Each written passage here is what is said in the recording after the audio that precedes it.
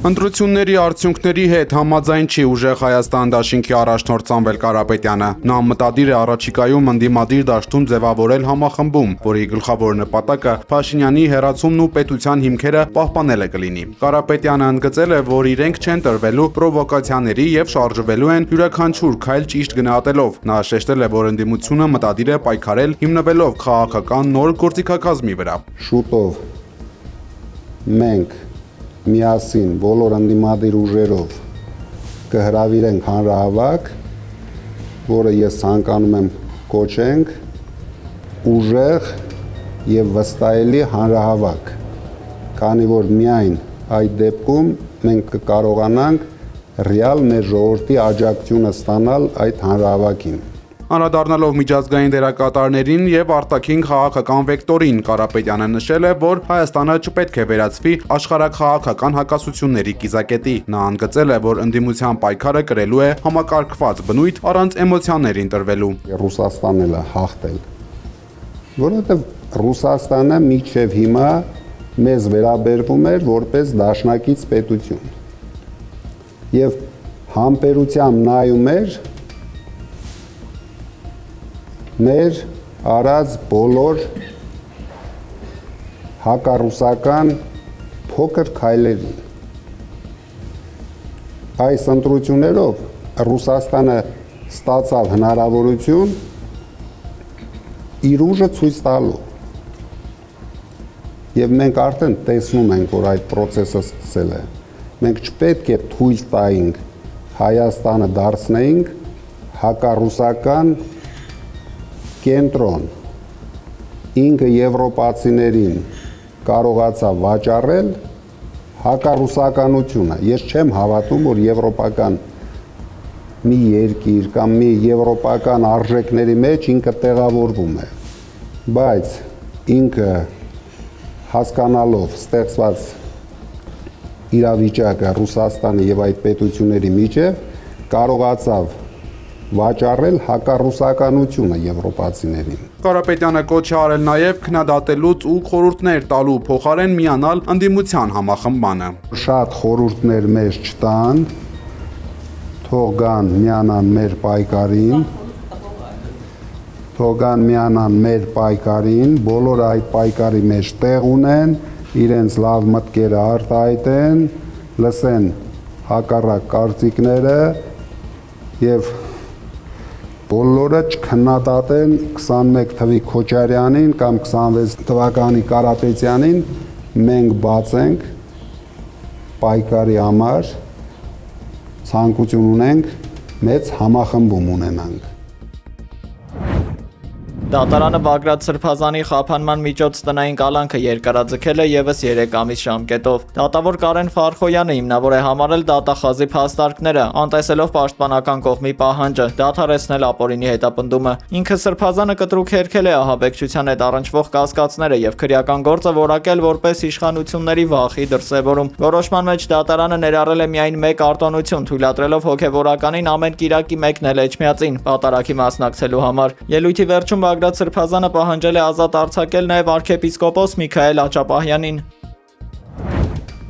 Բարգավաճ Հայաստան կուսակցությունը պատրաստվում է վաղը դիմել սահմանադրական դատարան ու վիճարկել հունիսի 7-ին կայացած ընտրությունների արդյունքները։ Կուսակցության մամուլի խոսնակ Իվետա Տոնոյանը հայտարարել է, որ կենտրոնական ընտրական հանձնաժողովի ապօրինի որոշմամբ 3 ընտրատեղամասերում քվեարկության արդյունքները անվավեր ճանաչելուց հետո կուսակցությունը արհեստականորեն զրկվել է խորհրդարան անցնելու հնարավորությունից։ Տոնոյանը շեշտել է, որ ԿԸՀ-ն խախտել է օրենքի պահանջները, չիրականացնելով վերաքվեարկություն, ինչի հետևանքով ավելի քան 3000 քաղաքացի զրկվել է ընտրելու իրավունքից։ Ըստ կուսակցության ներկայացուցչի, սա պայքար է ոչ թե միայն ԲՀԿ-ի շահերի, այլ արդարության վերականգնման համար։ Տոնոյանի պնդմամբ իրենք օգտագործելու են բոլոր հնարավոր իրավական գործիքներն ու ընթացակարգերը ընտրողների խախտված իրավունքները վերականգնելու համար։ Հայտարարությունում Տոնոյանը шեշտել է, որ ընտրությունների արդյունքը ժողովուրդն է որոշում, ոչ թե Վահագն Հովակիմյանն իր գրիչով։ Чудовищная история произошла в Гюмри. Акт вандализма в отношении мемориала Героям Великой Отечественной войны Մոսկվան բողոքի նոտա է հղել Երևանին Գյումրիում հայրենական մեծ պատերազմի հերոսների հուշահամալիրի պղծման վերաբերյալ, հայտարարել է Ռուսաստանի արտգործնախարարության պաշտոնական ներկայացուցիչ Մարիա Զախարովան։ Այս սրբապիղծ գործողությունը պարզապես խուլիգանություն չէ, այլ նպատակաուղղված հարձակում է երկրների համար ընդհանուր պատմական հիշողության վրա եւ մեծ հաղթանակը պղծելու փորձ։ Память и попытка надругательства над Великой Победой.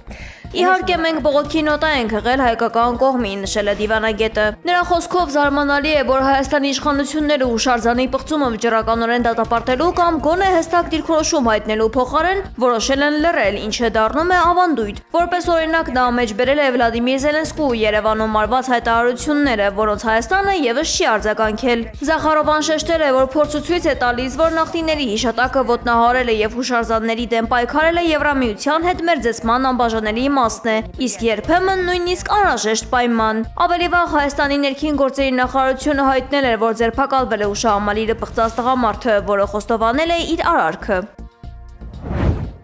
Հայաստանի ղեկավարությունը պետք է պայմաններ ստեղծի ադրբեջանցիների խաղաղ պայմաններում հայրենի հողեր վերադառնալու համար։ Նախիջևանի Օրդուբադ քաղաքում վերադարձ արևմտյան Ադրբեջան համաժողովի ժամանակ հայտարարել է այսպես կոչված արևմտյան Ադրբեջանի համայնքի ղեկավար Ազիզ Ալեկբարլին։ Նրա խոսքով այս միջոցառումը հստակ ուղերձ է Հայաստանին, որ իրենք վերադառնալու են իրենց նախնիների հողեր։ Սյունիքի մարզից 8-ից 10 կիլոմետր հեռավորության վրա գտնվող քաղաքում մեկնարկած փառատոնը, որը ֆինանսավորում է Ադրբեջանի կառավարությունը, անցկացվում է արդեն 3-րդ անգամ։ Այսպես կոչված արևմտյան Ադրբեջան կեղծ հայցակարգը, որը արմատներով գնում է դեպի 20-րդ դարի սկզբի Մեծ Ադրբեջան ծավալապաշտական ծրագրեր, այսօր Ադրբեջանի արտաքին քաղաքականության առանցքն է։ Միլի Մեջլիսի փոխոստնակ Զիաֆատ Ասկերովը լրագրողների հետ զրույցում փաստացի հաստատել է, որ այսպես կոչված արևմտյան Ադրբեջան վերադարձի հարցը Ադրբեջանի արտաքին քաղաքական հայեցակարգի կարևորագույն առաջնահերթություններից է։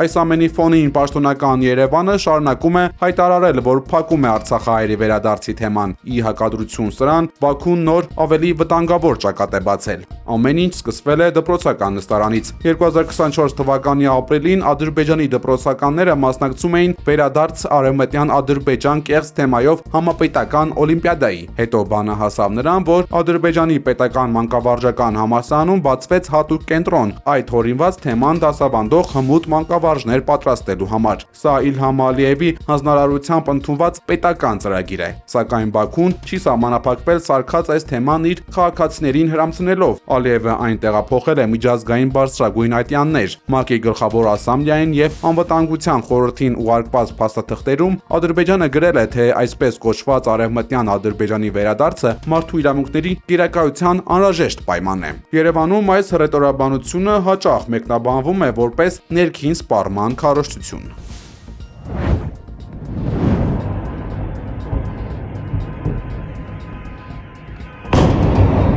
Ռուսաստանի հակաօդային պաշտպանության ուժերը Մոսկվայի մարզում խոցել են ուկրաինական շուրջ 190 անօդաչու թռչող սարք։ Սա վերջին 2 տարվա ընթացքում Ռուսաստանի մայրաքաղաքի ուղղությամբ իրականացված ամենախոշոր հարձակման փորձն է։ Ռուսաստանի Դաշնության արտգործնախարար Սերգեյ Լավրովն այս իրադարձությունների ֆոնին հայտարարել է Ուկրաինայի ռազմական ենթակառուցվածքներին հասցվող հարվածների ուժգնացման մասին։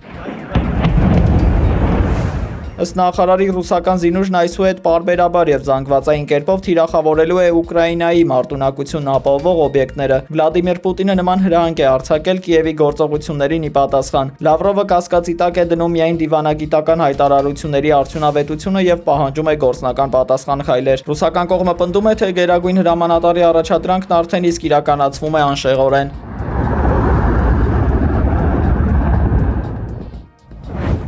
Մոսկվայի մարզում սև անձրև է տեղացել, բնապահպանները նախազգուշացրել են տարածաշրջանում օդի զգալի աղտոտվածության մասին, որը առաջացել է Կապոտնյայի նավթավերամշակման գործարանի հրդեհի հետևանքով։ Արտանետված մնացական նյութերը քամու միջոցով ձեռնարկությունից տարածվել են դեպի հյուսիսարևելք մինչև Իվանովո քաղաք։ Մոսկվա քաղաքում օդի որակը այս պահին դեռևս պահպանվում է թույլատրելի նորմայի սահմաններում։ Հայաստանում ընթացող հայ-ամերիկյան արծիվ գործընկերներ զորավարժություններն արժանացել են Մոսկվայի կոշտ քննադատությանը։ Ռուսաստանի արտաքին գործերի նախարարության խոսնակ Մարիա Զախարովան այս համատեղ միջոցառումն ափսոսանք հարուցող է որակել։ Կրեմլի համոզմամբ Վաշինգտոնի իրական նպատակը Երևանին ռուսական ազդեցության գոտուց վերջնականապես պոկելն է։ Զախարովան ընդգծել է, որ ՆԱՏՕ-ի ռազմավարական փաստաթղթերում Ռուսաստանը պաշտոնապես ներկայացված է որպես հավանական հակառակորդ։ Հետևաբար հայկական ստորաբաժանումներին փաստացի պատրաստում են հենց ռուսական զինուժի դեմ հնարավոր պատերազմի։ Համակարգային բնույթ ստացող նմանատիպ գործողությունները նախկինում անհնար էր նույնիսկ պատկերացնել, ավելել է ռուս դիվանագետը։